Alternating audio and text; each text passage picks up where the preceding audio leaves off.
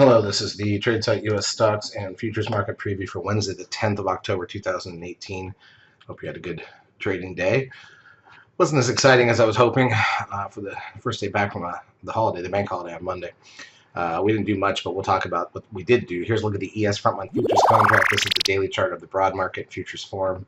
Not a lot to see. Let's go through the other daily charts, and then we'll look at the intraday action. Then we'll talk about the data that's coming out on Wednesday. So crude oil down 25 cents to 74.71. Gold up $2.80, but been so dead flat for months now. S&P cash lost 4 points overall. The Nasdaq was up 18. This is the Nasdaq 100 up 18.8 after gapping down a little bit. SOX down 0.85, less than a point. So really nothing there at all. Biotech's down 13.73, which is basically nothing for the bios. Russell 2000 down 7 and change. That is a new closing low since June or May on the Russell.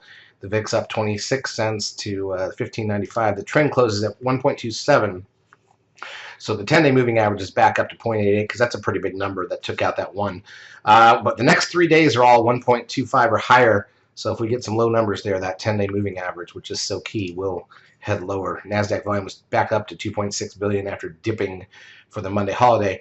Advanced decline ratio on the NASDAQ, negative 537, so very negative, negative 547. Very negative once again on the New York, negative 135. Google loses $10.75. Apple up $3.10. Netflix gains $6.61. Amazon up $5.90. Tesla up $12.24, rebounding off of the near lows. TLT, the 20-year bond ETF, up $1.14. Goldman Sachs down 244. Very set up for a breakdown. This will be on the daily chart picks, I'm sure.